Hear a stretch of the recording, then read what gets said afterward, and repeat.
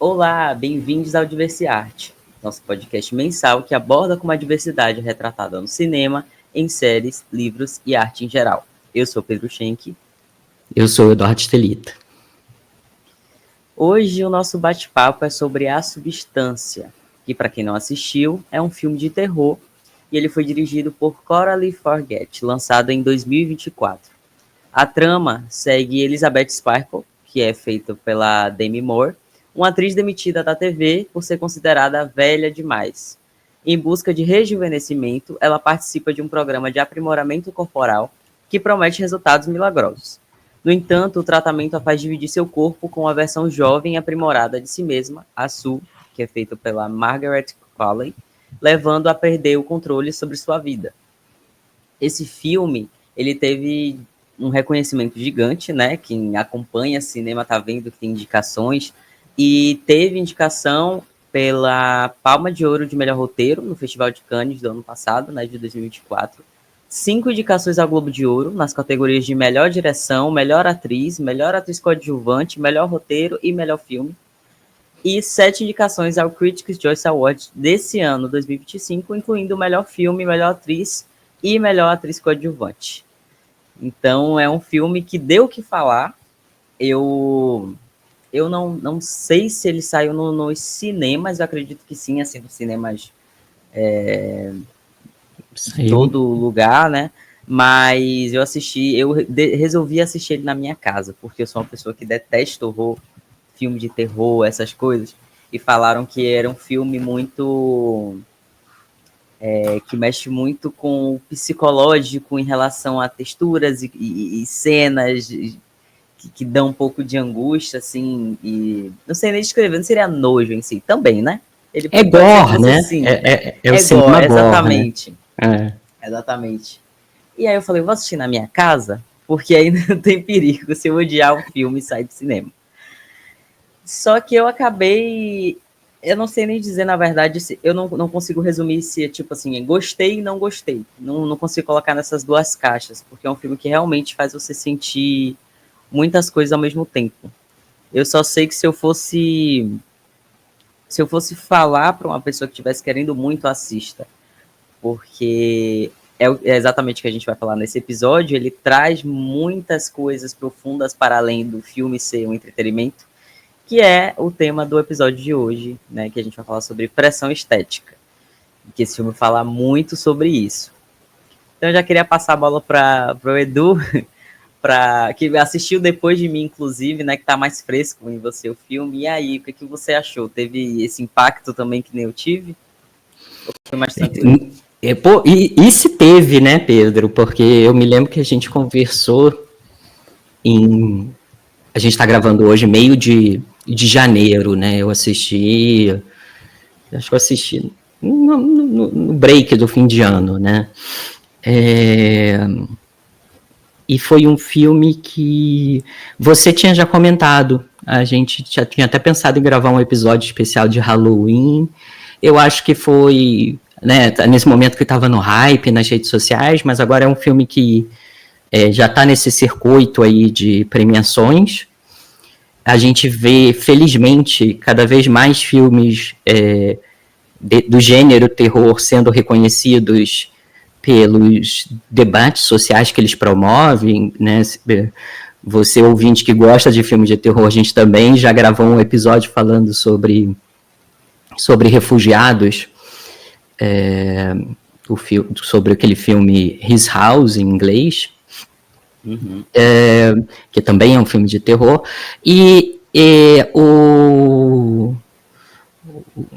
A Substância é um filme que, nossa, foi muito bom você ter dado essa dica para a gente realmente pensar, tipo, como é que a gente trabalha esse tema. É um tema que a gente nunca trouxe no Diversiarte até agora, né, um tema específico da pressão estética, mas é um filme que fala muito, né, conversa muito.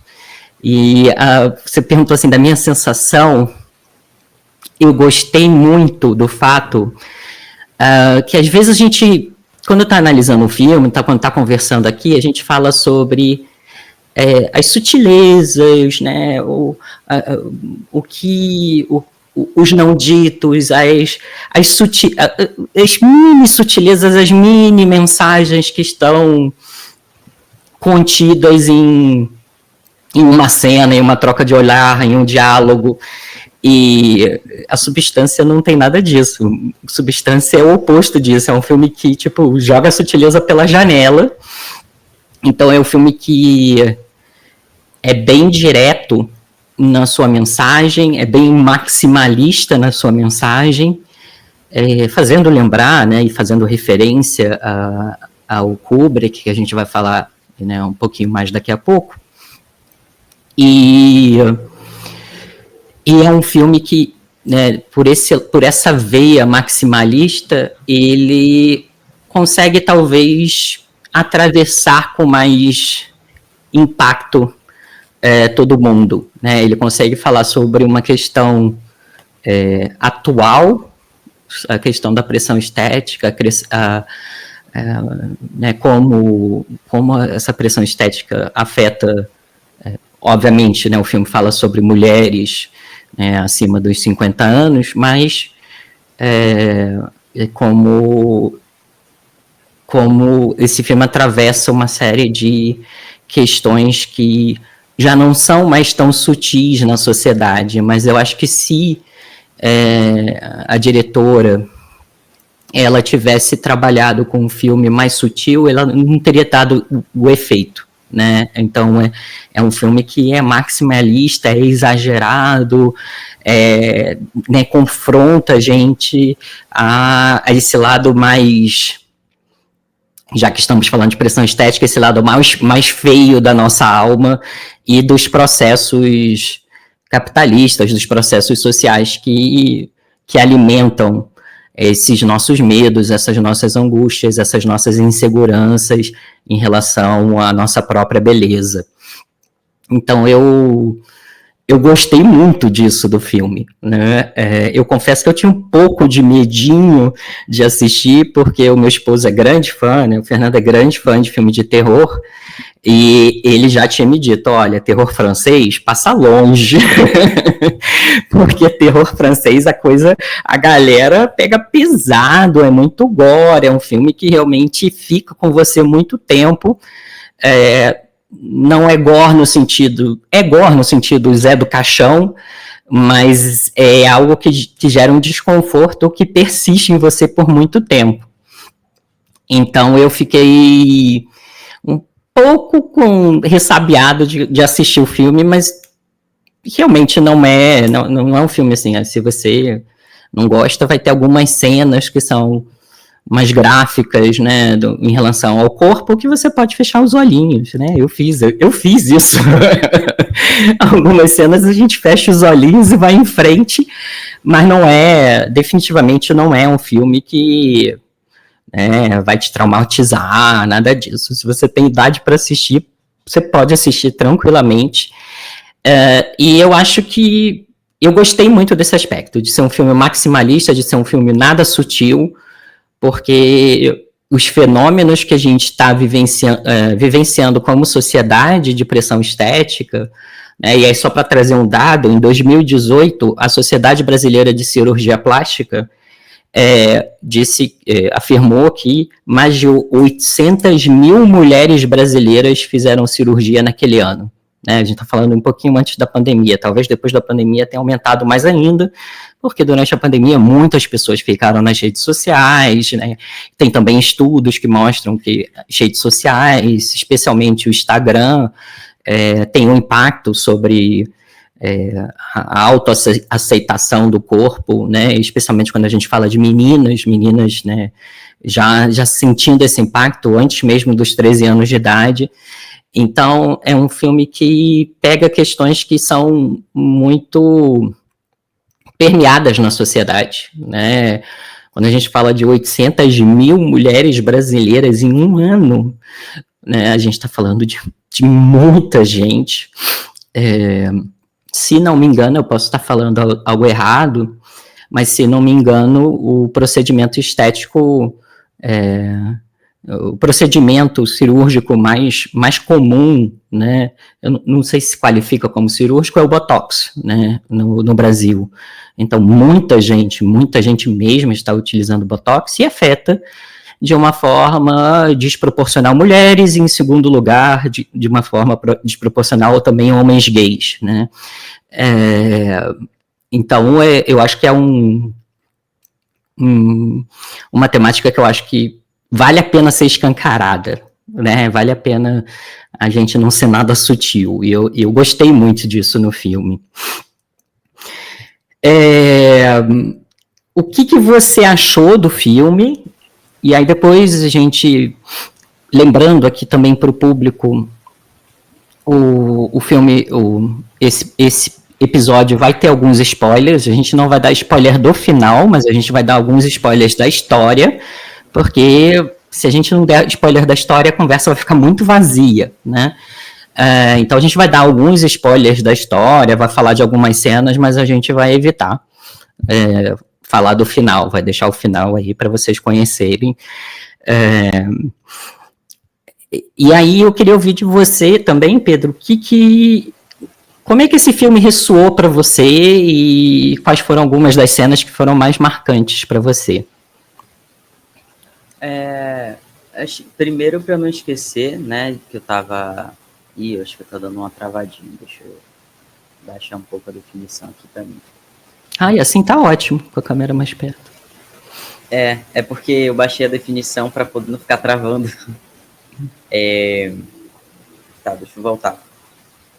Para eu não esquecer, né, enquanto você está falando sobre filmes de terror, inclusive, tem muito essa questão de filmes de terror em premiação. Né, antes de eu responder o que eu achei do filme, que eu achei muito interessante isso de... Por exemplo, o filme foi indicado nas categorias de melhor filme musical ou comédia. É o único lugar que a gente consegue encaixar esse filme. Porque apesar dele ser terror, ele tem essa flexibilidade, né, de abordar vários temas e ele ser um pouco, de uma forma muito estranha, engraçado em alguns aspectos, né? Então eles conseguem encaixar, submeter o filme de outra forma. Mas ainda tem muito esse eu não diria preconceito, né, com filme de terror, mas como geralmente o filme de terror ele não aborda tantos problemas sociais ou não sabe exatamente onde encaixá-lo, né? E aí eles tiveram que fazer uma certa manobra aí para poder submeter o filme. Achei muito interessante. E outra coisa que eu ia comentar foi a minha hipocrisia dizer que eu não gosto de filme de terror, porque eu estou literalmente com a blusa do Chuck. Porque eu adoro o Chuck, mas é que eu não considero terror. O Chuck pra mim é comédia. Não, Chuck é uma outra categoria, farofa. Eu também adoro, adoro essa farofa. Eu risada com Chuck. Mas enfim, o que eu achei do filme? Eu, assim como Ainda Estou Aqui, que foi o nosso último episódio, eu fui sem ler sobre. Eu sabia que era terror, eu sabia que era gore, né? Como você falou, é um terror um pouco diferente. Mas eu não quis saber muito da história para me surpreender. De fato, ele é surpreendente. A gente não sabe como é que ele vai terminar. A gente vai dar os spoilers, como o Eduardo falou, mas a gente não vai falar do final, que é a grande cereja do bolo. Mas ele realmente é aquele final que termina o filme, você fica tipo, eu não conseguiria apostar que isso aqui ia acontecer, né? O grande final é um grande espetáculo, literalmente, que acontece ali na frente de várias pessoas. Mas eu já de começo me surpreendi muito com a Demi Moore, tem muito tempo que eu não vejo nada dela, né? E a atuação dela também está impecável. E é um filme muito interessante porque ele demora um pouco para ter falas longas, né? Para a gente ver a atuação falada das pessoas. Ele tem muitas partes em silêncio, só com ações, e você entende o que está acontecendo, não fica tão subjetivo assim, né? Mas eu gosto muito desses filmes porque você passa a observar muito o cenário, se passa mais, é um filme que não tem muitos cenários, né? Ele se passa na casa da Elizabeth e no trabalho, né? Às vezes tem alguns no trabalho e no terceiro lugar que ela sempre vai, que é onde ela busca a substância, né? Que já é o nome do filme e a gente já entende já no comecinho que a trama já começa meio rápida, né? Então a gente começa com ela sendo demitida do trabalho, né? por estar velha demais, que é uma coisa que a gente vê corriqueiramente na sociedade, mulheres, principalmente que trabalham com estética, né? A gente vê atrizes, a gente cansa de falar sobre atrizes, cantoras, né, mais velhas que falam sobre isso, que independente de se terem sido um grande ícone, como é o exemplo da própria Elizabeth, que foi um ícone em relação a... Eu não sei como é que chama esses programas, né, que as mulheres ficam fazendo exercícios, assim, dançando. De ginástica, né? Isso, ginástica, que era muito aeróbica. famoso. Exato, tinham muitos assim. Então ela foi um grande ícone de corpo, né? De beleza, de saúde. E ao ficar velha, ela vira algo descartável, né? Que é uma coisa que a gente vê. Além de estar mais velha, ela é mulher. Então, automaticamente, você sendo mulher e ficando mais velha, você já vira alguém que não presta mais ao olhar da sociedade, enfim. Principalmente se você trabalhar com o seu rosto. E é muito interessante porque você faz comparação com, por exemplo, o vilão, vamos dizer assim, né, do filme, que é um homem mais velho, extremamente nojento, e aí essa parte que me pega do filme, ele mostra muito, tipo, mastigando de boca aberta, eu tenho horror a isso, o meu terror é isso aí. Aí você tava assim, não quero ver! Meu Deus, que cena horrorosa! E é só um velho, tipo, comendo de boca aberta, cuspindo, eu detesto isso. Mas isso faz parte... como eu falei, são os detalhes, não exatamente ele precisa estar falando alguma coisa para você já detestar ele e entender o que o filme está falando, né? Que são esses homens nojentos que estão num lugar de poder e tá desprezando uma mulher que tem a idade dele, ou às vezes até um pouco mais nova que ele, que estava completamente inteira, assim, você fica sem entender mesmo, tipo, ela envelheceu, mas a Demi Moore tava... Se eu envelhecer assim que nem ela, eu tô no lucro, né? E ela estava ainda com disposição para fazer, mas não tem mais 25, então minha filha vai para casa, volta para casa, vai descansar, porque sua carreira acabou. E isso, obviamente, pega muito ela, porque é só o que ela faz a vida toda, que é a segunda coisa que eu não, né? Que o telespectador fica assim, é que ela não tem família, não tem amigos, ela não cultivou isso ao longo da vida, a vida dela foi a carreira dela. Então, quando a gente pensa assim, eu jamais aceitaria uma proposta de um desconhecido de ir num lugar aleatório e tomar uma coisa que eu não sei o que é. Mas a vida dela era aquilo. Então, foi literalmente o único refúgio que ela encontrou, né? Ela não encontrou a paz após, fiz meu trabalho e pronto. E esse dado que você falou, do tanto de mulher que corre atrás de fazer alguma cirurgia, né, algum procedimento estético, só comprova mais ainda que se a substância fosse legalizada, todo mundo tomaria a substância. Né? Não é tipo, isso é um terror, claro, né, uma distopia, uma coisa assim diferente, mas não ironicamente as pessoas estão tomando a substância. A gente vê situações na televisão daquele ácido que derrete sua pele, as pessoas vão lá em clínicas que ninguém conhece, né? Faz procedimento com médicos que nem têm diploma para rejuvenescer. Então, não é um filme tão longe assim, né, da vida real. E aí eu acho que o que eu fui começando a me chamar a atenção é a vida dela girando em torno daquilo, e quando aquilo acaba ela não tem uma vida, então ela não sabe como aproveitar a vida de outras formas, e ela se sente... É como se a pessoa se sentisse suja, né? Porque até ela tomar coragem para sair no encontro, ela sair sem estar com aquele casacão amarelo, né? Expor o corpo, ela não consegue fazer mais isso, apesar dela estar completamente inteiraça, assim. E aí vem um outro ponto do filme. Espero não estar sendo rápido demais dos meus pontos, mas é porque eu não vou comentar 100% tudo, né? Mas uma outra coisa, para finalizar, o que eu observei no começo, é que eu tenho muitos amigos meus que têm medo de envelhecer. E eu vi todos os meus amigos naquela cena em que ela passa a entrar num momento de surto, assim, né? Vou tomar isso aqui sem nem saber o que é. A minha geração tem muito medo de ficar... dos traços da vida começarem a aparecer, né?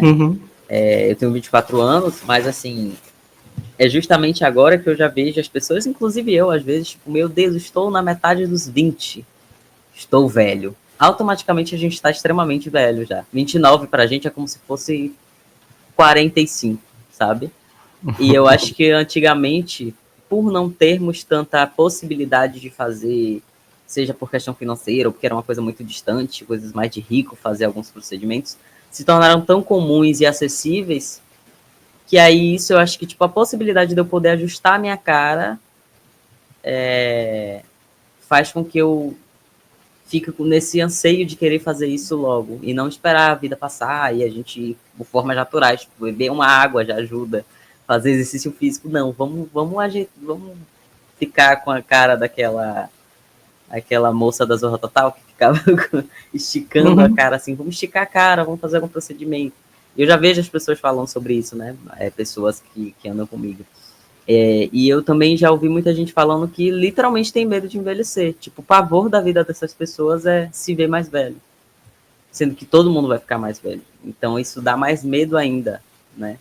Então faz muito sentido terem escolhido, por exemplo, esse filme de ser no gênero de terror, porque é um terror para muita gente, de fato. Envelhecer, se ver mais velho, é como se a pessoa fosse transformar em algo feio, né? E não o ciclo da vida, né? O natural. Então foram esses pontos que me pegaram mais assim no começo do filme, né? Antes de tudo acontecer. Enquanto eu fui assistindo, foram coisas que eu fui observando e pensando.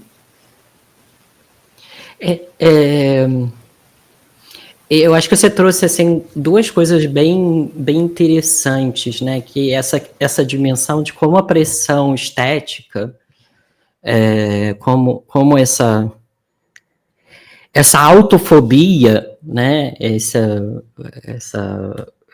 nossa resistência a nos aceitar, ela é uma experiência extremamente subjetiva, extremamente pessoal, mas os padrões são definidos pela sociedade em que você está, né? Então, esses padrões, eles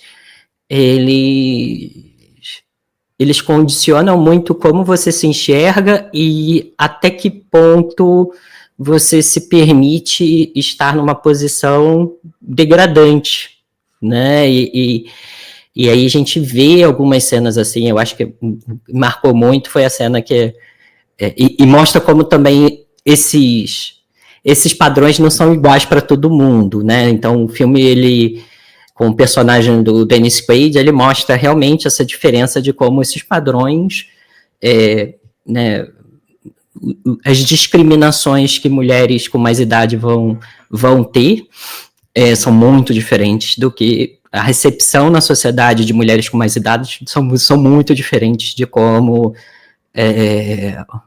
homens com mais idade vão ter. Pelo contrário, né? O homem vai ganhando, especialmente o homem branco, vai ganhando, acumulando cada vez mais poder, né? Isso faz até com que, quando a gente leva esse debate sobre gerações para o ambiente de trabalho, a gente precisa ter muito cuidado, né? Também porque muitos dos homens se beneficiam até, né, da coisa do cabelo branco, né, de ter o cabelo branco, se beneficiam na sociedade, enquanto as mulheres são descartadas, né. Só um adendo também, uma informação que talvez as pessoas não tenham. A Demi Moore, ela é uma atriz que fez muito sucesso na década de 90, Proposta Indecente, Showgirls, Showgirls, ela fez uma série de filmes em que ela era símbolo sexual, né?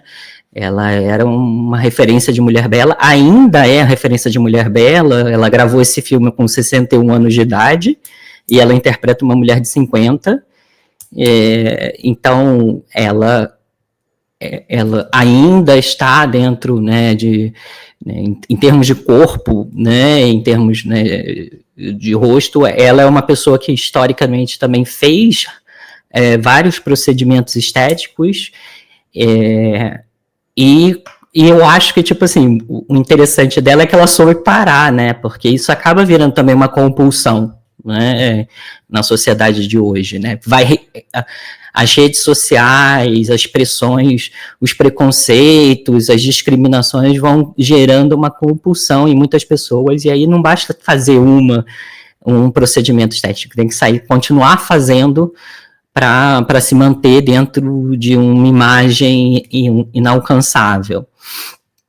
E parte também desse sumiço da Demi Moore é que ela também ela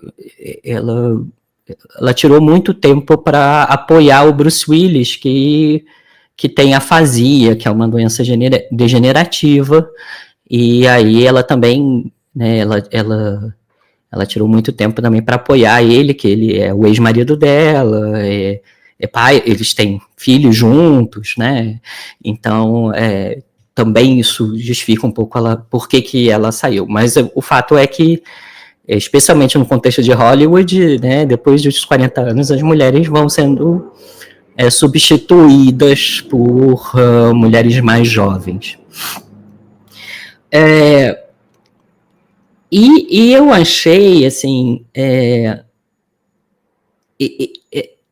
eu acho que você trouxe um ponto muito legal, que quando a gente estava assistindo, obviamente a gente sabia, né, não sabia detalhes do roteiro, mas a gente sabia que ela ia tomar substância, não sei o que, aí ela recebe lá aquele pendrive do médico, e aí ela pega lá, assiste o pendrive, a gente vê o comercial da empresa, e, né, o comercial da empresa, você vê, gente, meu Deus do céu, quem que vai botar uma coisa dessas no corpo?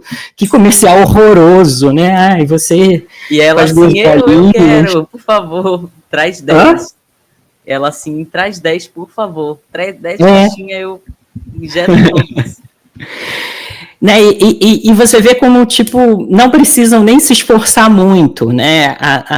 A pressão social da pressão estética, ela é tão forte que a empresa não precisa se esforçar muito. Então, é uma coisa, claramente no filme é apresentado como uma substância ilegal, né, que ela obtém por meios escusos, mas eles mostram quão degradante, o quão baixo ela precisa ir, né, e naquele beco, passar embaixo daquela portinha, do lugar todo pichado, não sei o quê, e mostra como as pessoas estão dispostas a estar numa posição degradante para poder fazer parte desse clube, né, das pessoas dentro desse padrão estético. Então isso eu acho que eu achei muito marcante. Outra cena também, que foi que ela encontra esse ex-colega de classe, o cara claramente está totalmente fora dos padrões estéticos, o cara não parece nem um pouco ser uma pessoa muito interessante ali, né, ele parece estar mais interessado em encontrar com ela, porque, bom, ela é uma atriz famosa, e aí ele coloca o telefone dele, aí cai em uma poça toda nojenta, e aí ela pega. Então, conta até que ponto a gente se submete a essa pressão estética e se permite estar em posições totalmente degradantes, né? E aí eu acho que o filme vai cada vez aumentando mais isso, mostrando, né, tipo... quando ela entra, né, quando ela gera a clone dela, a Sue, mais jovem, e aí ela fica lá no chão do banheiro, né, aí depois a Sue pensa, não, então vou abrir uma portinha aqui, uma porta escondida no banheiro, e vamos jogar ela dentro desse depósito. Lá dentro. Dentro de um depósito, largada no chão, não tem nenhuma caminha, não tem nenhum travesseiro, não tem nada, ela largada ali no chão. Então mostra... como a gente trata os nossos próprios corpos, né? E como essa pressão estética gera esse desprezo pelo próprio corpo. Eu achei isso muito interessante, porque é o argumento da empresa da substância, né? Vocês são uma só. Não existe ela e vocês são a mesma pessoa, né? Então, como essa pressão estética, como essa autorrejeição, como ao sofrer essa pressão estética você você sente que você se permite estar em posições degradantes e como isso vai levando você a se colocar numa posição de desrespeito consigo mesmo, de desrespeito com o próprio corpo, né? E aí a gente vê a outra face, como é que a Sul trata ela, né? A Sul trata ela com desprezo, né? Então fala um pouco sobre esse etarismo, né? Como os mais jovens tratam as pessoas profissionais com mais experiência, com mais idade. Isso vai influenciar não só num contexto, né, de show business, né, no contexto da televisão e do cinema, mas também no ambiente de trabalho, né, em todos os ambientes de trabalho, como muitas vezes a experiência de profissionais com mais idade é desvalorizada pela juventude, que vai ter, né, pode ter, mas normalmente, né, se a gente fala do ponto de vista biológico, né, vai ter muito provavelmente mais energia, vai ter mais, né, mais empolgação, né, vai estar mais em contato com novas tendências. Então, como a juventude trata as pessoas com mais idade. Então, é um filme que fala sobre o etarismo, fala sobre os efeitos do etarismo nas mulheres, e ao mesmo tempo fala de como essa mulher se enxerga, né, e como ela trata o próprio corpo também, como ela permite que a outra largue ela dentro ou no chão do banheiro, ou dentro de um depósito escuro, né, escondido atrás da parede, né? Então, eu acho que o filme é muito interessante nesses aspectos, né? Como ele vai mostrando essa dualidade que existe dentro de nós, né? E que às vezes ocorre simultaneamente. A gente pode ter um desprezo por pessoas que vão ter mais idade, por corpos com mais idade em relação à nossa idade atual, e a gente pode ter uma desvalorização em relação à nossa própria idade, né, em relação quando a gente compara com corpos mais jovens, né. E aí eu acho que, tipo assim, a gente precisa também começar a separar o que é discriminação, né, o que é discriminação, o que é fobia, o que é pressão estética. Eu acho que é importante a gente separar. Então, o que é discriminação? Discriminação são processos sistêmicos, sociais, que pessoas de grupos historicamente minorizados vão sofrer. Então, vamos parar com essa história de falar que eu sou ruivo, né, que nem o presidente da FIFA, né? Porque eu sou ruivo, eu sofro discriminação.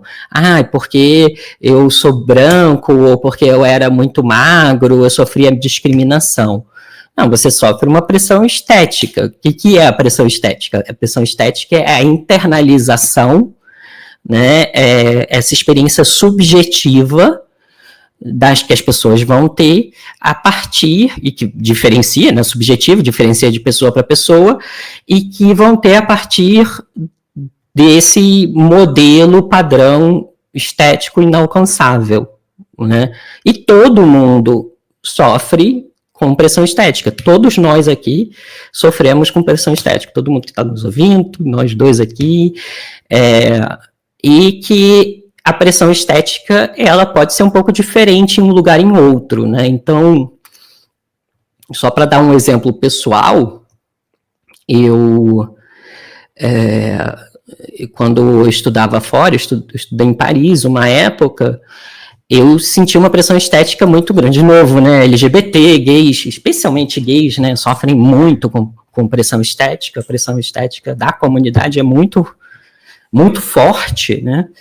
E quando eu morava em Paris, o modelo de beleza era o carinha totalmente magricela, era o Timothée Chalamet lá, né?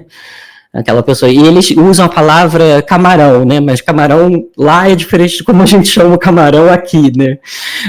Aqui a gente tem outro significado para esse modelo de camarão, mas lá essa ideia de camarão é uma pessoa toda magricelinha, toda toda bem magrinha, não sei o quê. E eu sentia essa pressão estética, no sentido de, tipo assim, eu pelo contrário, né, eu era uma pessoa que, dentro dos padrões brasileiros aqui no Brasil, eu era uma pessoa que estava com tudo lá em cima.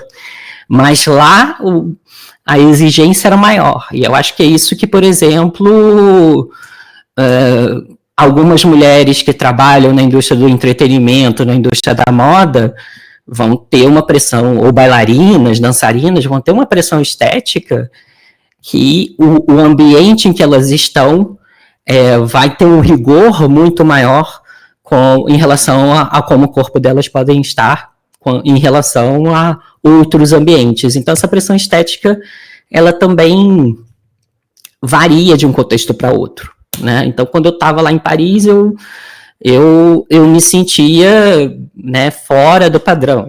Na época eu tinha 1,70 m, 70 quilos. Eu estava longe de estar fora do padrão brasileiro, né? Eu era uma pessoa super dentro do padrão brasileiro, mas lá, não, eu tinha que pesar 55 quilos, porque se eu não pesasse 55 quilos, eu não estava dentro do padrão. E aí, como esse efeito dessa pressão estética coloca a gente nessas situações degradantes de baixar as nossas exigências na busca por um parceiro, por um relacionamento, e como a gente se permite estar em situações mais degradantes, né? Eu achei que o filme mostra bem isso, né? Eu acho que essa famosa cena em que ela está se preparando para um encontro, ela mostra como esse olhar de auto-ódio, que é condicionado, né, de autofobia, que é condicionado pela pressão estética, pela sociedade, ele vai fazer com que, né, a pessoa realmente não enxergue objetivamente aquele momento. Ela está conversando com um cara que está totalmente boca aberta ali, né, para poder estar com um relacionamento com ela, só porque ela é uma atriz de cinema, e ela tá aquela exigência para poder estar bonita dentro de um padrão, e ela se troca, e aí você vê, né, ela tá lá, tá bonita, aí começa a botar maquiagem, depois começa a botar mais maquiagem. Eu acho que tudo isso mostra como um modelo capitalista, né, global, né, como ele todo se articula em torno da indústria do cosmético, indústria das cirurgias, indústria das redes sociais, né? O objetivo é sempre criar modelos para vender mais esses substitutos de autoestima, né? E aí, de que forma isso difere, por exemplo, da gordofobia ou do capacitismo, né? Porque a gordofobia, o capacitismo, quando a gente está falando de grupos que sofrem realmente uma discriminação, que são minorizadas, e a gente percebe isso a partir do momento que essas pessoas são muito mais suscetíveis a terem os corpos delas julgados e avaliados do que pessoas que não fazem parte desses grupos, que fazem parte dos grupos, né, mainstream na sociedade, né? Então, uma pessoa com, né, gordofobia, uma pessoa não vai conseguir ir num médico, né? Ela pode estar com uma questão de unha encravada no dedão do pé, mas aí o médico vai se sentir no direito de fazer um comentário sobre o corpo. A pessoa tira uma foto com uma roupa de praia, né? E aí as pessoas se sentem no direito de fazer esses comentários. E as pessoas se sentem no direito de fazer esses comentários vem de uma posição de que aquele corpo é um corpo minorizado. Ele é um corpo de uma mulher, ele é um corpo de uma mulher com mais idade, ele é o corpo de uma pessoa com uma deficiência, porque as pessoas fazem parte do grupo mainstream, vão sofrer essas microagressões com muito menos frequência, né? O fato é esse, né? E vão perceber menos, né? Então a pessoa pode falar, eu sou ruivo, né? Como o cara da FIFA, eu tenho sardas, eu não gosto das minhas sardas, eu sofri preconceito porque eu tinha sardas, tá? Mas você num contexto de trabalho, você está numa reunião com colegas de trabalho, você repara que você é a única pessoa com sarda naquele grupo, que você é a única pessoa ruiva? Muito provavelmente não, porque você não está dentro de você não é um grupo discriminado e isso não tem efeitos materiais diferentes, né, efeitos materiais nocivos, né, para você. Mas se você é a única mulher daquele grupo, você vai perceber. Se você é uma única mulher acima de 50 naquele grupo, você definitivamente vai perceber. Então é importante perceber essas diferenças. Não se trata de diminuir, de falar, olha, pressão estética não é nada. Claro que é, senão a gente não teria 800 mil mulheres fazendo essas cirurgias por ano. Mas não é a mesma coisa de que você sofrer discriminação. E aí, quando tem esse cruzamento de você ser uma pessoa de um grupo minorizado, em que as pessoas, por você fazer parte de um grupo minorizado, as pessoas se sentem autorizadas a fazer comentários sobre você, com muito mais frequência, quando você faz parte desse grupo minorizado, a pressão estética é maior ainda. Né? E aí você realmente sente isso, e isso vai ter um impacto em como você permite ser maltratado por pessoas, como você permite se colocar em situações degradantes. Eu acho que o filme mostra bem isso, né? Eu achei isso muito interessante, como o filme revela bem isso, né? Outra coisa que a gente vê muito nos aplicativos, né? Como corpos minorizados nesses aplicativos de encontro são desprezados, né? E aí isso vai ter um impacto, obviamente, na autoestima e nas relações que a pessoa vai se permitir estar, porque ela vai começar a imaginar que ela não vai conseguir estar num relacionamento com uma pessoa legal, com uma pessoa que respeite ela, com uma pessoa em função do corpo dela, né? Então eu achei que o filme, ele mostra bem isso, assim, ele mostra bem como essa violência, ela é perpetrada, e o que a gente acaba fazendo com nós mesmos e com os nossos corpos, né? E aí essa pressão estética em algumas pessoas acaba virando uma compulsão, chegando ao ponto de que a pessoa, né, vira um boneco de cera, né? Ela fica, ou faz eu gosto de brincar, né, demonização facial, né, que fica com aquele rosto todo quadrado, que aí é a minha estética, Eduardo, muito provavelmente eu nunca faria, porque eu acho aquilo horroroso, né? Mas tem muita gente que faz, né? Eu acho que dentro da comunidade LGBT, um exemplo bom também dessa pressão estética é o RuPaul's Drag Race. E aí, como a gente consegue perceber que nas primeiras temporadas as pessoas se permitiam chegar com o rosto um pouquinho mais fora do padrão. E como as temporadas recentes, a gente começa a ver cada vez mais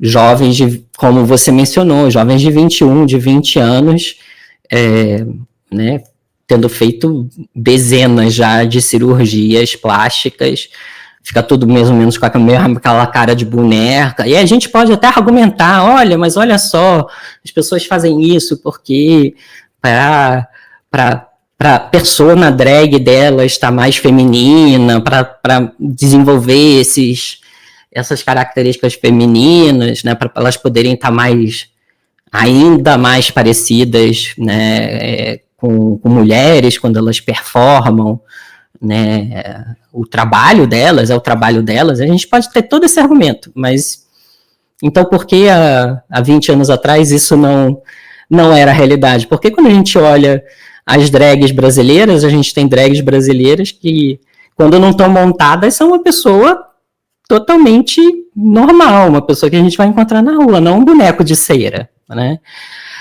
E aí a gente chega num outro ponto, né, que a cirurgia estética e estar cedendo a essa pressão estética é também um privilégio, é um marcador de classe social.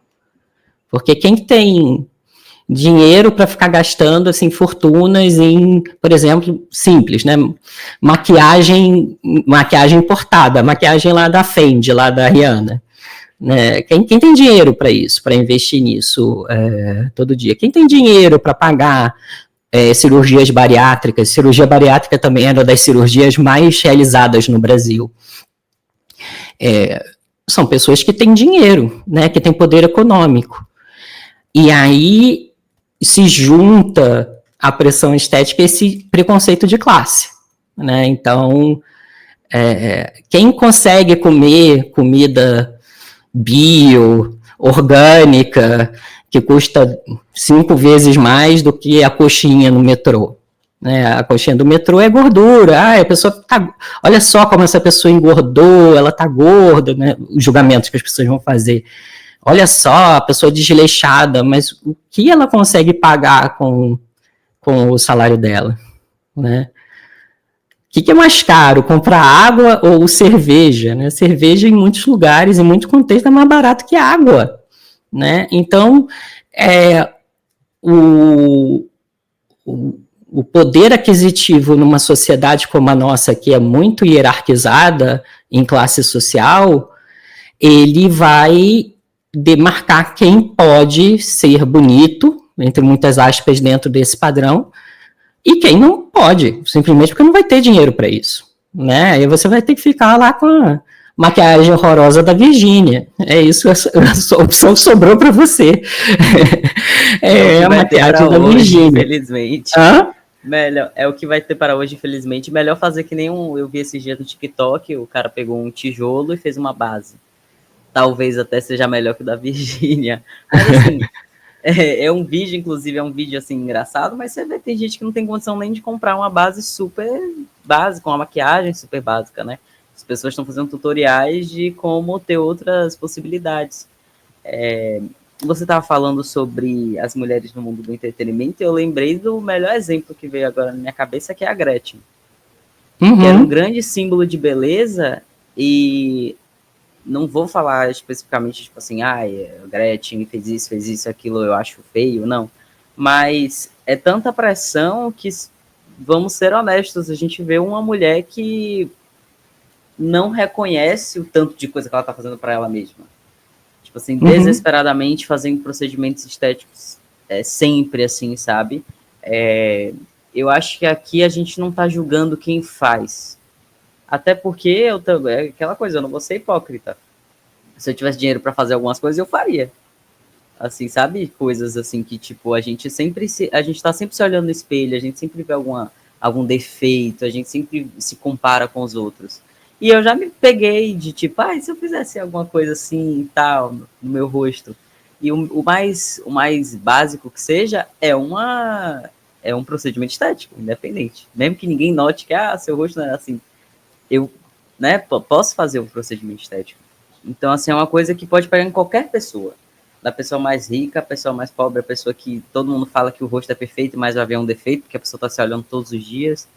E outro ponto que você comentou da alimentação, essas pessoas que têm a possibilidade de comprar essas quentinhas aí, que tem que faz publicidade, recebe a quentinha de graça em casa, né, faz permuta, e diz que comprei a quentinha da marca X. Essas pessoas ganham essas coisas. E aí você vai lá e você gasta, você vê a quentinha caríssima, é mais fácil você comprar uma quentinha do seu vizinho que faz, que pode ser uma coisa que tenha mais calorias, mas é mais barato, você consegue comer melhor. As pessoas trabalham não sei quantas horas por dia. Tem a questão muita gente fala não só de coisa fitness, mas se for vegano, vegetariano, enfim, não estou criticando a possibilidade, né, da pessoa se alimentar independente de como preferir, mas assim, o trabalhador precisa comer depois de muitas horas trabalhando, ele precisa de uma fartura, ele precisa de um prato cheio. Então essa coisa de a gente tem que se alimentar X, a gente tem que fazer isso, a gente tem que fazer aquilo, a gente tem que acordar super cedo para fazer a caminhada do dia, 4 horas da manhã tem que correr, e depois tem que malhar. tem gente que não tem tempo para fazer isso, tem gente que não tem É. tempo para cuidar de si. Então não é por opção que a pessoa acaba tendo algum problema de saúde, porque por causa da alimentação, ou a pessoa não tem o padrão de beleza, a pessoa não consegue cuidar do próprio corpo, da própria saúde, porque ela precisa trabalhar para viver. Então, a rede social, né, hoje em dia, que é o nosso parâmetro de como as pessoas estão vivendo, traz muito isso de como a gente deveria ter uma rotina. Seria perfeito se todo mundo conseguisse seguir. Mas, infelizmente, nem todo mundo consegue. Então, o influencer que consegue cuidar do próprio corpo e diz que é super natural e aí fez uma lipoled, que tem vários aí, tem dinheiro para fazer esse procedimento, tem dinheiro para pagar nutricionista, personal trainer, malhar 3 vezes por dia, fazer 75 esportes, é completamente diferente de uma pessoa que não tem tempo para nada disso. Então ela vai para o prático, como você falou, ele vai para a coxinha que está no metrô, né? Ele vai para a quentinha que é mais barato, vai comprar o que é mais barato no mercado, que muitas vezes não é talvez o mais saudável, o mais recomendado, mas é o que dá, né? Para ele e para a família. Então acho que se a gente for para a realidade, o buraco é muito mais embaixo. E aí eu lembrei voltando para o entretenimento, eu lembrei da Gretchen, que era um símbolo de beleza há muitos anos atrás, e hoje em dia a gente pode ver que é uma pessoa que acabou submetendo a procedimentos para tentar continuar sendo aquela pessoa, né, que todo mundo via antigamente, mas a gente tem que reconhecer que ela tá mais velha, logo ela vai ser que nem a Elizabeth. Eu acho que a gente pode até comparar, né, porque antigamente eram as danças que ela fazia, os programas que chamou a atenção, assim como a Elizabeth, em algum momento ela parou de ser essa pessoa. Não, ironicamente, ela começou a ser mais notada por memes, pelas feições engraçadas, porque não é mais o corpo que chama atenção, né? São outras coisas. E outro ponto que eu anotei aqui também, que você chegou a falar da comunidade, principalmente gay, né? Que tem muito isso, essa pressão estética é muito grande. Os padrões, né? Eu falei mais cedo a questão da idade, também tem isso, acho que eu já vi de você fez 30, você já é um homem gay muito velho, né? Você não tá mais naquele... O etarismo, ele é bem violento, né, É bem violento, assim, tipo assim, a pessoa tá jovem, tá? Continua bonito ou bem cuidado, enfim, independente do que façam, mas a idade pega muito na comunidade gay. Na comunidade LGBT, de uma forma geral, eu não diria tanto isso, porque se você passa para mulheres lésbicas, por exemplo, dão muito mais atenção para mulheres mais velhas, que você estava falando dos homens mais velhos, dos homens brancos, principalmente. Você vê esses atores que envelhecem, e aí todo mundo fala, envelheceu como vinho, ainda tá atraente, né? O homem branco de Hollywood, o homem mais velho de modo geral, ele passa a se tornar até às vezes mais atraente. Já a mulher, não. Sempre vão arranjar um defeito. Tá muito velha. Eu vejo muito. Nossa, a idade dessa pessoa para estar usando essa roupa, tem que se esconder mais, tá mostrando muito corpo, né? Tem que se cuidar mais. Como é que uma pessoa dessa idade, geralmente falam, né? Como é que uma mulher dessa idade sai assim na rua? Como se a mulher estivesse saindo com a melancia na cabeça. E se o homem mais velho, ele se torna charmoso, né? Então a gente vê muito isso na sociedade. E aí eu anotei aqui Twitter, que é um ponto muito específico em relação a esse filme quando saiu, é que no final das contas, a Sul se tornou um grande ícone, apesar dela ser também a grande vilã do filme. O grande problema do filme é ela. E se você colocasse, tipo, se você olhasse no Twitter na época, quem tem Twitter vai saber, tinha vários vídeos de montagens dela, assim, tipo, se tornou um grande exemplo para todos. Eu sei que é em tom de brincadeira, mas também acho uma crítica interessante do filme, porque mesmo que seja uma grande brincadeira, né, a gente só tá zoando, né, pelo fato de que a Sue, ela é perfeita, então se tornou fizeram memes, enfim, da substância. Mas no fundo, muita gente não entendeu a real mensagem do filme, né? Achou de fato, tipo assim, eu sou jovem, a Sue é jovem, é como se eu fosse a Sue e tá tudo bem. Eu acho que a gente não pode ficar muito estressado e pensando demais no futuro e como a gente vai ficar, mas ao mesmo tempo eu acho bacana a gente ter essa consciência de que em algum momento todos vamos envelhecer.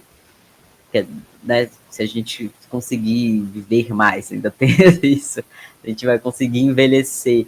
Mas eu acho que é importante a gente pensar no nosso envelhecimento para que a gente possa cuidar do nosso corpo e da nossa cabeça para que seja um envelhecimento nível Fernanda Montenegro, que é uma mulher de 90 e poucos anos, que super lúcida, super consciente, conseguindo, né, andar, enfim, fazer ainda as coisas que ela sempre fez. Eu acho que enquanto uma pessoa de 24 anos que vê muita gente da minha idade tendo pavor de envelhecer, talvez essa seja a grande mensagem para a gente, né? Porque eu acho que cada pessoa, dependendo da idade, de contexto da vida, vai refletir de forma diferente, né? Se uma pessoa mais velha assistir, aquele filme vai bater de uma forma diferente. Para mim foi muito de ter consciência que quando eu passar a envelhecer, eu vou ser visto de forma diferente pela sociedade, vai ter um distrato da parte de pessoas mais jovens perante a mim, seja entrando no ônibus e pedindo lugar de uma pessoa mais jovem, ela vai me olhar, vai ficar, meu Deus do céu, que velho, um inferno, tava sentado aqui, chegou agora, tô cansado e ele vai ter que sentar. Eu vejo muita gente falando isso. Inclusive um meme esses dias de uma mulher de 70 anos, tipo, dando cambalhota na piscina, e aí alguém fez um meme de mas aí quando encontra no metrô, quer sentar no meu lugar. E aí tá dando cambalhota, dando pirueta. Uma coisa não tem nada a ver com a outra, mas enfim. Eu sei que quando eu estiver mais velho vai acontecer isso, né? Esse olhar em relação a jovens para mim, mas eu já tenho que estar vivendo a minha vida hoje pensando que esse dia querendo que esse dia chegue, porque eu acho que a pretensão é essa, né? Não que a gente não nos desgaste ao longo da vida e aí quando chegar sermos idosos que não tem a possibilidade de fazer muita coisa, né? E aí a mensagem para mim foi mais esse sentido. Não foi o horror ao envelhecer. Não quero envelhecer. Se a gente envelhece é porque tá dando tudo certo. Uhum. Né? Na minha concepção é isso. Enquanto o máximo de idade que eu consegui chegar é porque eu tô conseguindo tocar a minha vida de uma forma positiva. E essa é a mensagem que eu deixo para as pessoas. Gente, parem de ter medo de envelhecer, pelo amor de Deus. Pessoas mais novas fazendo um bocado de botox, preenchimentos na cara. Faça, mas vamos ter um limite, porque esse é o grande problema, inclusive. As pessoas fazem e não tem o limite. O filme fala sobre isso. O limite, até onde você usa aquilo. Né? A Sul, como jovem, ela via que quanto mais ela ficava ali, vamos supor, né, vamos comparar, uma pessoa quanto mais usa, é vista como mais jovem, causa esse rejuvenescimento, e aí o psicológico não entende muito bem. Então ele abusa daquilo, porque se eu usar mais, consequentemente fazendo mais aquilo, eu vou conseguir conquistar a minha meta. Mas não, dá um efeito reverso. Quanto mais você faz aquilo, é tudo na vida. Se a gente passa do limite, usando alguma coisa, fazendo alguma coisa, o que era bom se torna ser um grande pesadelo. Então a mensagem do filme também é isso. É o saber parar, saber dar o tempo de cada coisa, né? Então, muita gente não tem nenhuma marca no rosto e já quer mexer. Eu vi uma coisinha aqui, vou esticar, né? Vou colocar um botox. A gente tem a Courtney Cox de Friends, que teve isso enquanto mais nova. Ela era muito chamada para fazer filmes e coisas quando era mais nova, porque ela era muito bonita, era um padrão de beleza de Hollywood. E aí foi ficando um pouquinho mais velha e foram recusando trabalhos para ela, e ela passou a fazer muitos procedimentos até o ponto de ficar irreconhecível. E aí depois ela teve que tirar, né? Porque ela viu que ela fez o procedimento e mesmo assim ninguém chamou ela, piorou, ninguém chamou ela para fazer nada. Ela estava irreconhecível. Ela tinha mexido muito no rosto, aquilo pegou muito no psicológico dela. E ela, inclusive, é muito parecida com a Demi Moore. Acho que eu ia falar isso. Eu assisti do filme, eu falei, nossa, é muito parecida, as duas são muito parecidas. Parecida. E acho que elas passaram pela mesma coisa também em relação a procedimentos estéticos, estar se tornando mais velha, não ser chamada para fazer muito trabalho. E aí é isso. Espero não ter embolado muito um assunto no outro, porque a gente vai falando, a gente vai lembrando de muita coisa. A gente vai lembrando, vai puxando os ganchos. Mas o filme, eu acho que ele faz isso, a gente vai puxando vários ganchos. Eu tinha visto essa coisa, né, da Soul ter virado uma referência, um exemplo, mas as pessoas não reconhecem que ela também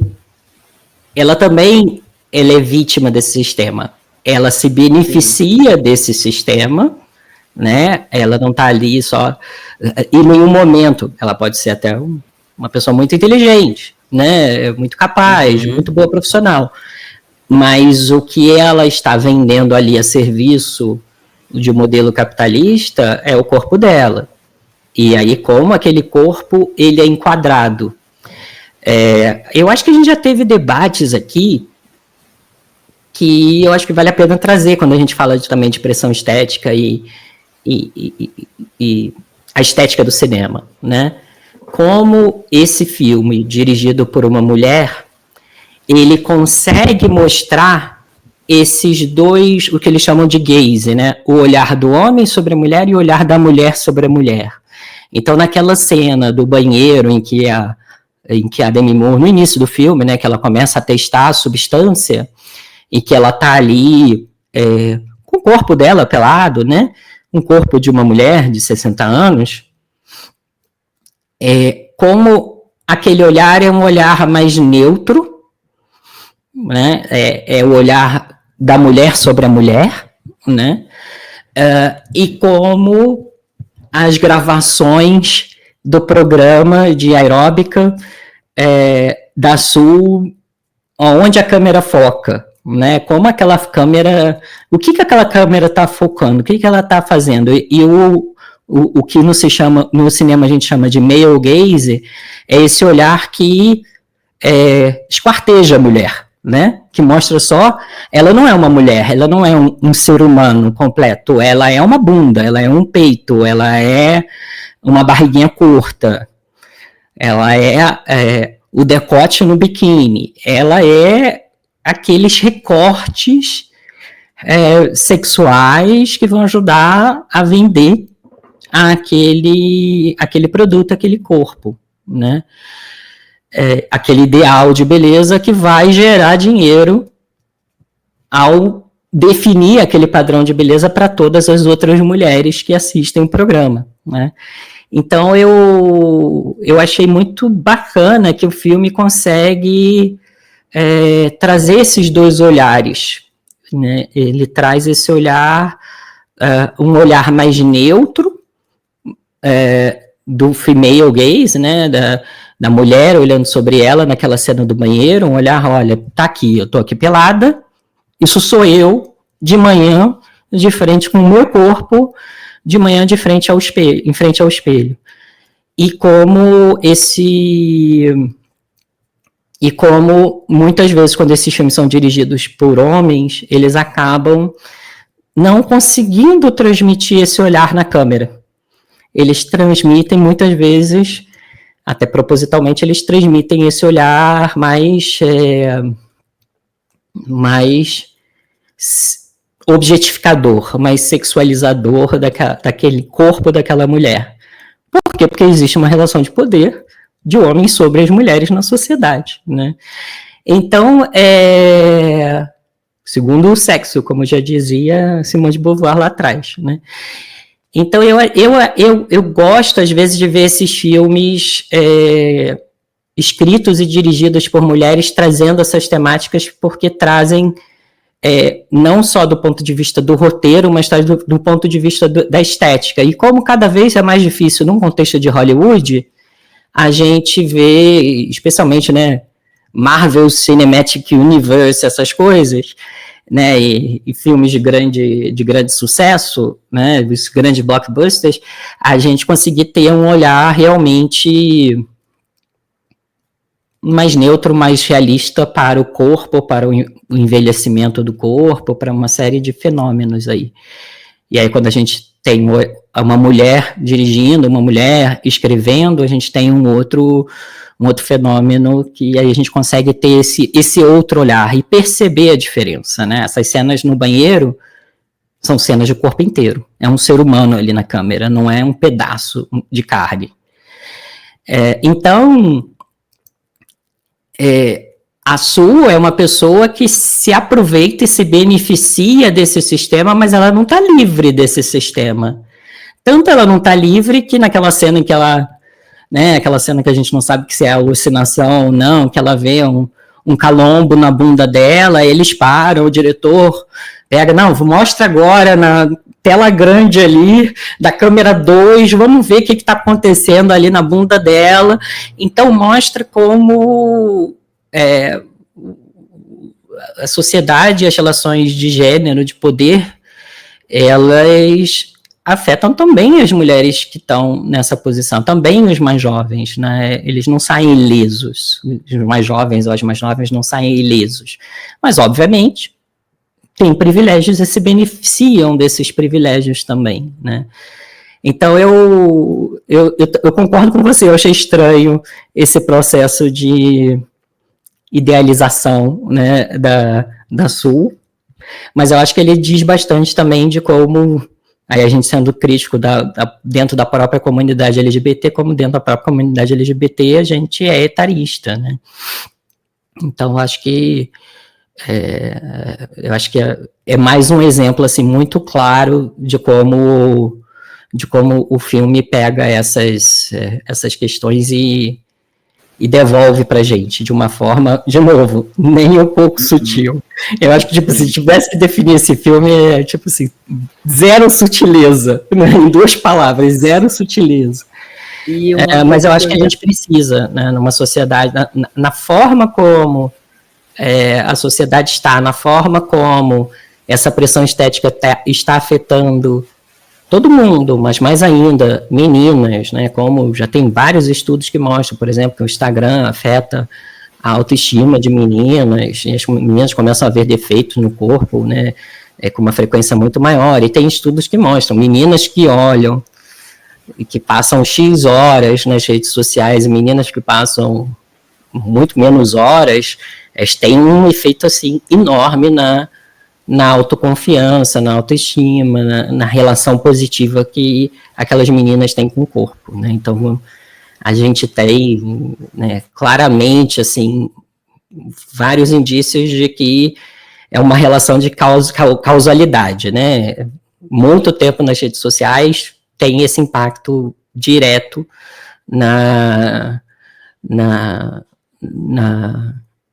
autoestima, né? E na predisposição e na disponibilidade, porque as redes sociais também viraram esse espaço de venda, né, de propaganda, de campanhas publicitárias, de maquiagem até cirurgias estéticas. Isso. Eu acho que o objetivo nosso aqui não é... Eu queria deixar isso claro, não é condenar, e eu acho que você colocou muito bem, né, Pedro? Eu acho que não é condenar quem opta por uma cirurgia estética, né? Eu acho que o objetivo dessa conversa aqui é a gente mostrar que esse optar por uma cirurgia estética é uma pressão social, é uma pressão social real e que desproporcionalmente afeta corpos minorizados. Então, corpos trans, corpos gays, corpos mulheres, corpos de pessoas negras, corpos de pessoas com deficiência, né? Às vezes pessoas com deficiência que têm alguma deformidade no rosto, né? Vai passar por dezenas, às vezes centenas de cirurgias para poder existir na sociedade sem uma série de preconceitos, né? A questão do peso, né? A questão do peso afetando também como as pessoas enxergam. Então, tem estudos que mostram como as pessoas enxergam pessoas profissionais com mais idade, tem estudos que mostram como pessoas enxergam pessoas gordas.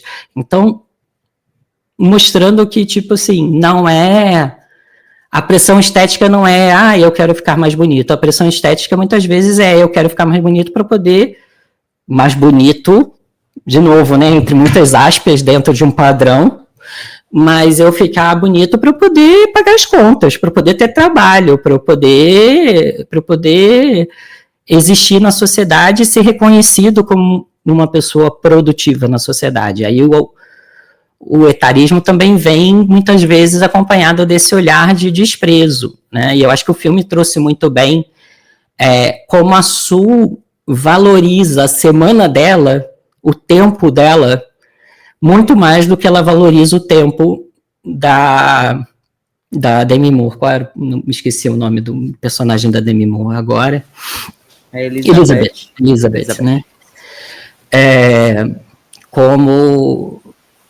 Porque ela acha, né, a Demi Moore está aposentada, ela não tem nada, o tempo dela não vale nada. A vida dela, a forma como ela utiliza o tempo dela não vale nada. Né? E aí, de novo, o filme vai nos exageros, né, para mostrar que tipo, ela maltrata o próprio corpo, ela come pouco saudável, ela é sedentária. Então,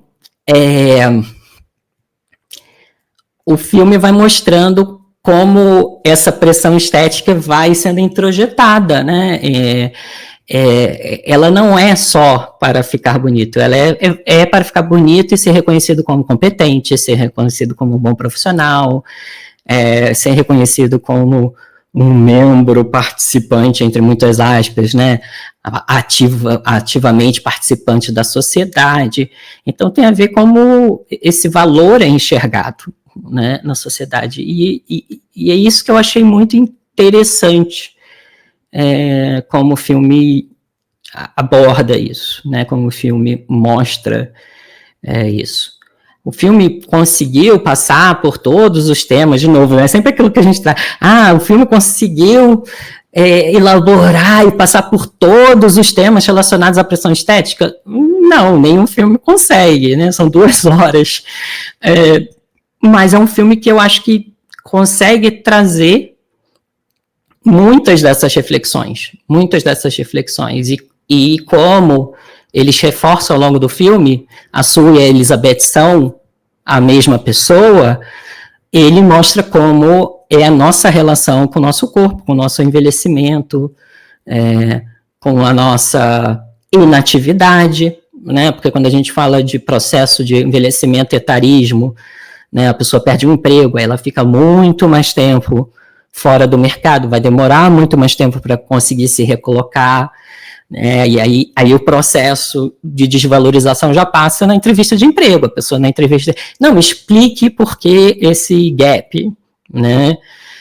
Você é mãe, então como também muda o olhar no ambiente de trabalho, quando uma jovem profissional, um jovem talento, de repente, né, vira mãe, como é que as pessoas olham para aquela mulher, como é que as pessoas olham para aquele corpo, né, tudo isso são mudanças sutis, mas que vão gerando essa pressão social. Então, essa pressão social, ela não é nada, a pressão estética não é, é frescura, é mimimi, não, tem uma série de aspectos entranhados nesse processo e o sistema se beneficia, o sistema capitalista se beneficia muito poucas pessoas ganham muito dinheiro com isso.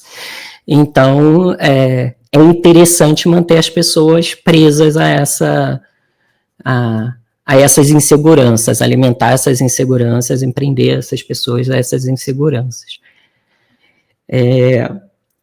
Aí tem outra coisa, né? O filme, eu não sei se você, acho que não era da sua época, Pedro, mas essa referência que eles fazem do programa de aeróbico foi um processo que ficou muito famoso na década de 80 da Jane Fonda. A Jane Fonda foi até Bond Girl, né? Foi até par romântico do James Bond, e depois de uma certa idade ela começou a fazer fitas VHS de ginástica em casa, e essas fitas foram um sucesso enorme, mas é enxergado com menos prestígio essa fase da carreira dela do que a fase do cinema, né? E aí o filme começa com a estrela de Hollywood dela, que tá lá bonitinha, limpinha, não sei o que, construída, aí tem a estreia, né, o evento de estreia, e depois as pessoas começam a passar, não sei o que, aí começa a ficar rachada, né, vão aparecendo as rugas na estrela dela, e até o ponto que a pessoa derruba o hambúrguer em cima, né, lambuza tudo de ketchup, então mostra como a gente se relaciona com as estrelas do passado e como a gente se relaciona com o nosso próprio processo de envelhecimento. E aí a gente citou alguns, mas tem outras, né? Tem a Kathleen Turner, que também foi uma atriz que foi símbolo sexual, que fazia, né, os filmes lá da Sessão da Tarde com o Michael Douglas, Tudo por uma Esmeralda, Alan Quaterman, e que passou também por esse processo de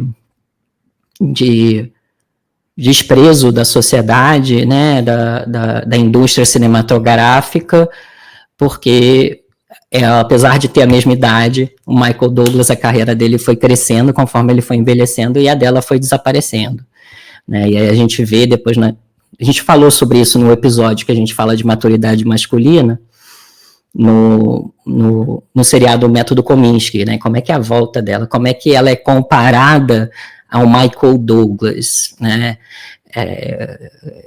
Como é que esse olhar é diferente para a mulher, né? E aí a gente pode citar vários outros, tem também aquele filme, eu esqueci o nome em português, que é o Jennifer's Body, que era um filme da...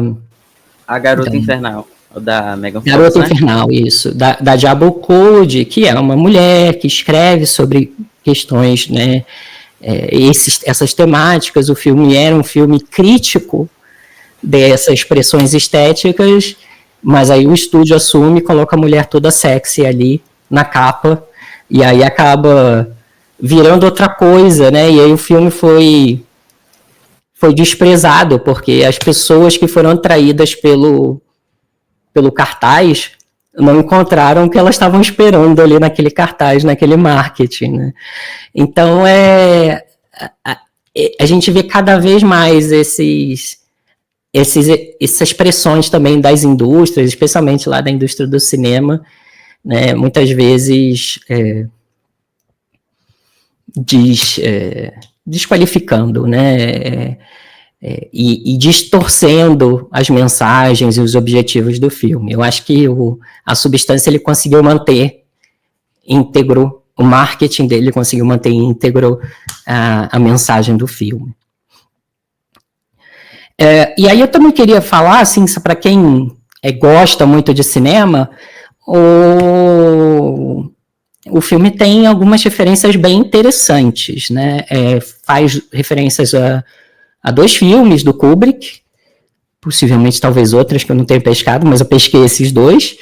Um é o Iluminado, o Corredor, né, e aquele corredor da carreira da Elizabeth, preenchido por quadros, aquele corredor de terror, de filme de terror do Iluminado, mas preenchido pela carreira, né, de uma pessoa que já construiu, já se solidificou, com uma pessoa que foi respeitada, né, e como da noite para o dia ela não é mais valorizada pela carreira que construiu, e depois aquele corredor que vai se construindo com a carreira da Sul, né? Então esse processo de reciclagem por pessoas mais jovens, né, de substituir, né, profissionais e talentos, né, mais experientes por profissionais mais jovens que estão começando a construir uma carreira. A outra referência é a da Laranja Mecânica, né? A Laranja Mecânica tem uma cena que é icônica, é extremamente pesada, que é uma cena no início do filme de violência, né? Eles invadem uma casa e fazem, né, agressões assim, bastante violentas, e eles reproduzem essa luta no filme, né? Mas lá para o final, entre a Sue e a Elizabeth, e mostra como, de novo, né, como esse auto-ódio, esse autodesprezo pode se transformar em uma forma violenta mesmo da gente tratar nós mesmos e os nossos próprios corpos, né? Eu achei essa referência muito legal. E aí tem mais uma que eu não sei se todo mundo pegou, que o filme traz 2 referências ao Requiem por um Sonho. Requiem por um Sonho é um filme que saiu em 2000, e quando saiu, todo mundo falou, uau, que filmaço, uau, que incrível. A Ellen Burstyn, né, ela concorreu ao Oscar de melhor atriz por esse filme, não ganhou, mas ela concorreu. E o filme traz uma representação basicamente igual da Ellen Burstyn com a Demi Moore, que é aquela cena que ela tá cozinhando com o cabelo meio desgrenhado, não sei o quê, com as pontas do cabelo não pintadas, né, o cabelo branco embaixo e mais pintado em cima, que tipo assim, copy-paste da mesma imagem da Ellen Burstyn. Se vocês botarem agora no YouTube, vocês vão ver que, tipo assim, as imagens são basicamente as mesmas, né? Mostrar essa pessoa no caso do Requiem por um Sonho, ela estava se viciando em anfetaminas, então ela estava fazendo muita coisa em casa, e aí ela estava numa coisa meio frenética, e aí eles repetiram essa cena. E a outra, que é a cena, que é uma dessas partes gore nojentas, que é a da punção nas costas da Elizabeth, né, que vai gangrenando. E também o Darren Aronofsky faz essa cena com o braço do Jared Leto, né, porque ele era viciado em heroína. Por que eu falei, uau, é aquele filme que explode a sua cabeça quando você é um adolescente, você vê nos anos 2000? Porque provavelmente é um filme que envelheceu muito mal. Porque a mensagem do Requiem por um Sonho parece um grande comercial do Proerd, sabe? É bem uma coisa assim, se você usar drogas uma vez, a sua vida está acabada, o seu braço vai ser amputado, sabe? Então, é um filme que também não é nem um pouco sutil na sua mensagem, mas ao contrário da substância, a substância é muito crítico, né? O Requiem por um Sonho, a mensagem é não use drogas, e pronto. Se você usar droga uma vez, sua vida vai acabar. Então, eu achei muito... Eu acho que é um filme que, se a gente assiste hoje, a gente já assiste com um olhar muito mais crítico, mas na época era, uau, nossa, que filmaço, nossa, minha cabeça explodiu. Então, eu achei que foram também referências muito legais, e essa cena, né, do braço dele gangrenando com as injeções de heroína, foi também reproduzida aí com essa pulsão, né, na coluna dela, gangrenando, não sei o quê. Então, eu acho que são referências legais, e a gente também criar esses paralelos, né, no sentido assim, as mensagens e o formato são parecidos da substância, né? O formato da substância é um formato exagerado, maximalista, vamos levar até as últimas consequências, não vamos ser nada sutil. E o Requiem por um Sonho também é um filme assim, né? Então, eu achei que eu acho que é interessante para quem gosta de cinema, quem acompanha, ficam aí essas referências para vocês assistirem esses filmes e também comparar, entender em qual contexto foi utilizado no filme original, em qual contexto está sendo utilizado nesse filme. A cada vez que você fala gangrenando, eu lembro da cena. Mas são boas referências. Eu, por exemplo, tem alguns filmes desses que eu não assisti, mas vou ver depois e vou rever a substância para ir comparando, porque eu adoro fazer isso. Para não esquecer, eu coloquei aqui, gente, eu não vou falar, tipo assim, essa notícia verídica, tá? Porque eu vi na internet, mas aparentemente o corpo que aparece no filme da Sue não é o corpo 100% da atriz, né? Provavelmente eles fizeram alguns efeitos para fazer aquele corpo perfeito, né? Aquele corpo sem marcas, aquele corpo realmente extraído da substância, né? Então, o próprio... Só isso também é uma outra crítica, né? Em relação a, tipo assim, não existe o corpo perfeito. É o corpo sem marcas da vida, o corpo sem qualquer risquinho que for. E a própria atriz contratada também não é perfeita como mostra no filme. Precisou fazer alguns efeitos, né, no corpo dela. Porque eu acho que compararam até com algumas fotos mesmo e viram que provavelmente fizeram algumas coisas para fazer esse corpo ideal. E eu achei isso muito interessante também, né? Porque algumas pessoas podem olhar o filme nessa lupa de... então vamos nos inspirar na atriz que foi contratada para ser a pessoa perfeita, né? Mas não, ninguém é perfeito. Inclusive a atriz, ela é pouco... Não vou dizer que ela não é vaidosa a palavra, mas ela... Até o estilo dela é bem diferente, né? Uma atriz bem despojada, ela é bem diferente da Sul, que é uma pessoa extremamente vaidosa, que até quando ela tá assistindo televisão, olhando pela janela, ela tá 100% elástica na sala, comendo e toda perfeita e sempre maquiada. E outra coisa que eu achei interessante que eu lembrei foi do vizinho, que enquanto o vizinho da mais velha foi lá reclamar, meu Deus, a velha tá escutando, tá fazendo um barulho, fazendo uma obra dentro da casa, e quando abre a Su abre a porta, ele, oi, tudo bom, se você quiser vir na minha casa, não sei o que, o tratamento muda automaticamente. Se fosse o mesmo barulho, enchendo o saco dele, mas o fato de ser uma mulher jovem, bonita, ele já dá em cima dela e já fala, faz o barulho que quiser, fica à vontade. Né, que eu achei interessante também. Esse privilégio da juventude, né? Automaticamente, quando você fica velho, você não pode fazer barulho, você não pode incomodar ninguém, você se torna um incômodo para as pessoas. Né? Até se chega uma pessoa mais velha para abordar alguém, você já fica, meu, que essa pessoa vem aqui falar comigo.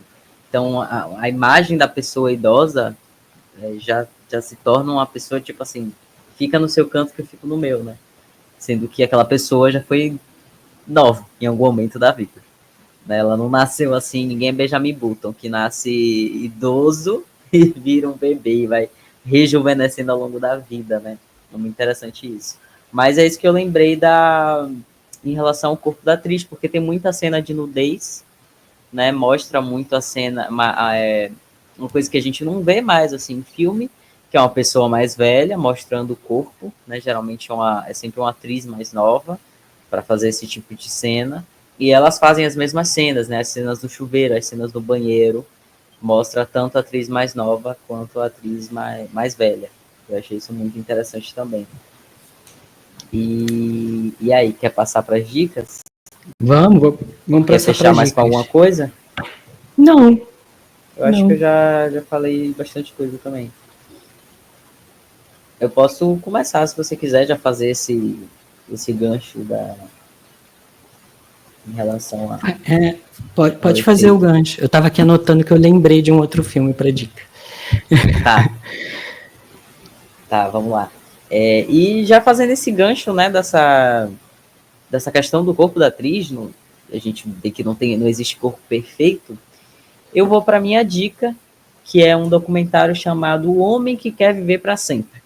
Para quem não sabe, quem não está cronicamente online, porque isso foi notícia muito na internet, assim, é um milionário, bilionário, nem sei, mas é um homem muito rico nos Estados Unidos. Ele simplesmente acordou e decidiu que ele queria ser eterno. Que eu acho que não é uma boa ideia, inclusive, eu não gostaria de ser eterna. Mas, basicamente, esse documentário, né, ele fala sobre a vida do Brian Johnson, que é um milionário. Ele tem uma empresa, se eu não me engano, é de TI, mas, enfim, ele faz aplicativos, enfim, coisas para tecnologia, e ele começou a fazer testes com o próprio corpo. Tecnicamente, ele é uma cobaia. Começou a fazer testes para que o corpo dele rejuvenesça ou então pare de envelhecer, né? Tente fazer de alguma forma com que o corpo dele se conserve ao longo dos anos. Ele tem, se eu não me engano, 50 anos, 51, por aí, e ele deu a entender que ele tem se inspirado no filho dele, que tem 18 anos, já deve ter uns 19, e ele e quando você começa a assistir o documentário, você percebe que até o cabelo ele vai deixando igual ao filho, né? Ele faz uma correlação com a relação dele com o filho, que foi um pouco tardia, né? Para ele conseguir aproveitar a vida do filho, foi mais na parte da adolescência, e você percebe que ele vai tentando ali pegar um pouquinho da juventude ali, do filho dele. É muito interessante, porque tem muito a ver com a vida pessoal dele, as coisas que ele passou. Mas o ponto aqui é que ele faz muitos testes de coisas que não foram testadas antes, né? E aí é uma ironia, porque é uma pessoa que quer viver para sempre pode morrer a qualquer momento com esses testes que nunca foram feitos em humanos, foram feitos. Tem muito teste que foi feito em ratos, por exemplo, né? E ele tem feito com ele, por exemplo, ele pegou o plasma do filho para ele, dele para o pai, porque o pai também começou a querer não rejuvenescer, mas assim, não ter algumas coisas que a vida, a parte idosa, né, traz. E ele diz que ele conseguiu parar de envelhecer até uma porcentagem, né? É como se ele tivesse um corpo de 30 no corpo de 50, ele vai fazendo comparações. E o que é interessante no documentário é que aparecem médicos fazendo críticas negativas a isso dele, né? Ele colocou no documentário, sabe, sei lá por quê, mas existem médicos falando que alguns procedimentos ali não são comprovados. Ele, por exemplo, vende um azeite de oliva que tecnicamente faria você passar a fazer esse teste com você mesmo, né? Ele vende produtos, então também é uma crítica às vendas do produto que ele faz. Como se alguém fosse ficar que nem ele, sendo que ele gasta milhões em procedimentos que nem todo mundo vai conseguir fazer. Foi a crítica que a gente fez agora há pouco em relação a procedimento estético. Então ele é um milionário que consegue pagar, né, para fazer esses procedimentos e vende algumas coisinhas que não vão fazer diferença nenhuma na vida de ninguém, mas dá a entender que a pessoa vai ficar igual a ele, sendo que ele está gastando muito dinheiro para isso. Então ele está ganhando dinheiro com essa seita que ele disse que tem, né? Ele fez meio que uma comunidade de pessoas que acreditam nisso, de rejuvenescimento. Mas por que eu escolhi isso? Esse documentário que eu achei interessante. Porque, de novo, é o medo de envelhecer, né? É o tratar o envelhecimento como algo negativo. E ele está gastando a vida dele, então ele tem toda uma rotina do início ao fim do dia muito minuciosa, assim, no que ele tem que fazer de exercício, do que comer. Ele toma 80 cápsulas por dia de remédios e coisas que não são comprovadas cientificamente que funcionam. Ele não sabe exatamente do tanto que ele faz, ele não sabe especificamente o que é que fez diferença no final do dia nele, porque são tantas coisas que ele consome. Então ele gasta o presente pensando no futuro que ele nem sabe se vai dar certo. E eu achei muito interessante isso, porque não me deu vontade nenhuma de fazer isso, né? Não poder comer o que eu quero comer. Ele segue uma dieta super restritiva e vegana, e ele diz que ele sente muita fome. Eu acho isso... tem tanta gente que tá precisando de comida para comer, tanta gente com fome, e ele podendo comer o que ele quiser e ter saúde ao mesmo tempo, né? Então o excesso de exercício físico, a falta da parte boa do lazer ele não tem, enfim, transformou isso num trabalho e está espalhando uma mensagem não muito boa, uma mensagem distorcida do que ele quer passar. E eu acho que é interessante assistir o documentário para você ver um milionário fazendo maluquice também, mas também porque a mensagem, no final das contas, é bem parecido com o filme da Substância, ele tomando várias substâncias para rejuvenescer, e isso está estragando o processo dele de envelhecimento, né, na minha concepção. Então achei bem parecido com o filme. Essa é a minha indicação. Eu conheci a história do plasma, né, que ficou famosa, essa história da transferência de plasma. Uma loucura completa, parece gordura passando um pro outro. Fiquei com nojo também. Muita agulha, a pessoa o dia todo se furando. Vai viver, que nada, vai tomar uma cerveja. Não faça isso não. É por isso a gente fala, o filme é gore, a substância é gore. Não, esses processos são gore, gente. Uma lipoaspiração, uma cirurgia de lipoaspiração é super gore. É uma coisa super gore. E as pessoas fazem assim, sem pensar, né? Vou fazer. Resolver fazer, né? Eu acho que se a gente pudesse ter acesso às imagens dos procedimentos, a gente faria menos. Faria menos, exatamente. Esse negócio de derreter a pele para poder ter uma pele mais rejuvenescida é extremamente nojento. Você derrete a sua pele. Eu acho desnecessário esse procedimento. Quer fazer, faz, né? Quem tiver dinheiro. Mas, assim, o processo, você passar meses com a sua cara derretida para depois você... vai beber água, toma um sol, mais tanto, faz um exercício que a sua pele vai agradecer igualmente. E é isso, né? Essas ambições, essas coisas de imortalidade, de viagem a Marte, dos bilionários, o que a Cariúcha bem define, né? Tá com tempo, hein? É tempo e dinheiro, né? Então, um contraponto a isso que você trouxe, eu vou até compartilhar aqui nos comentários um vídeo do canal Nunca Vi um Cientista, que são duas mulheres que falam sobre muitas dessas técnicas, né, muitos desses tabus, né, em relação à saúde, o que é saudável, e aí elas fizeram um vídeo, uma delas fez um vídeo debochando, né, desse discurso, olha, se você não cuida de você, a culpa é sua, né, e aí ela mostra que, tipo, nem todo mundo, como a gente conversou, como você bem disse, né, nem todo mundo pode, nem todo mundo tem tempo, né, as pessoas, às vezes, têm filhos, as pessoas, às vezes, têm uma rotina de trabalho muito desgastante fisicamente, então, não tenho dinheiro para ficar investindo tanto em procedimentos quanto em alimentos mais saudáveis, porque os alimentos mais saudáveis são normalmente muito mais caros. Então tem todo um contexto para a gente se lembrar que existe um recorte econômico, existe um recorte de classe social que a gente precisa levar em consideração e que muitos desses coaches motivacionais aí das redes sociais vão contribuir com essa mensagem de tipo, se você não está dentro desse padrão estético, a culpa é sua, né?